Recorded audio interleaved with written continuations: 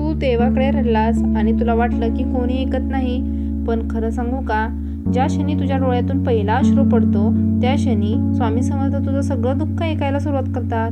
तुला वाटतं तू एकटा आहेस, घरात कोणी समजत नाही, लोक तुझ्या वेदना पाहत नाहीत आणि आयुष्य सतत तुला हरवत आहे. पण सत्य हे आहे की तू एकटा नाहीस. स्वामी समर्थ प्रत्येक त्या क्षणी तुझ्यासोबत असतात, ज्या क्षणी तू का माझ्यासोबतच असा प्रश्न विचारतोस. आयुष्य नेहमी सोपं नसतं. कधी पैसा कमी पडतो, कधी नाती तुटतात, कधी जवळची माणसं दूर जातात आणि कधी स्वतःवरचा विश्वासही हरवतो. तू जे सहन करतोयस ते तुला तोडण्यासाठी नाही, ते तुला घडवण्यासाठी आहे. स्वामी समर्थ कधीही त्यांच्या भक्ताला नष्ट करत नाहीत, ते त्याला मजबूत बनवतात. तू रडलास कारण तुझं मन भरून आलं होतं, पण रडणं म्हणजे कमजोरी नाही. रडणं म्हणजे आतलं सगळं बाहेर टाकण्याची प्रार्थना आहे. आणि स्वामी समर्थ म्हणतात, जो मनापासून मला हाक मारतो त्याला मी कधीही एकटा सोडत नाही.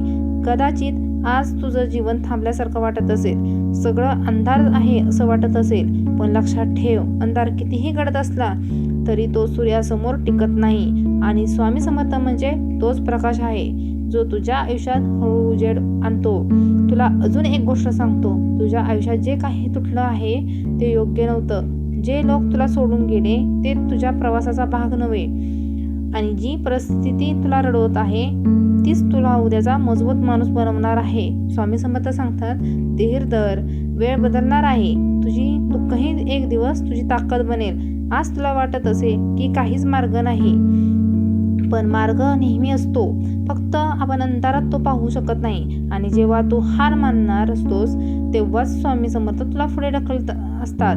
तुझं आयुष्य संपलेलं नाही, ते फक्त एका नवीन सुरुवातीच्या दारावर आहे. थोडा वेळ थांब, थोडा विश्वास ठेव, थोडं देवावर सोडून दे, कारण स्वामी समर्थ कधीही उशीर करत नाही. ते योग्य वेळेला योग्य गोष्ट घडवतात. शेवटी एवढंच लक्षात ठेव, तू जेव्हा पूर्णपणे तुटतोस तेव्हा तू हरलेला नसतोस, तेव्हा तू घडत असतोस. आणि या घडण्याच्या प्रक्रियेत स्वामी समर्थ तुझ्यासोबत आहेत. जय जय स्वामी समर्थ.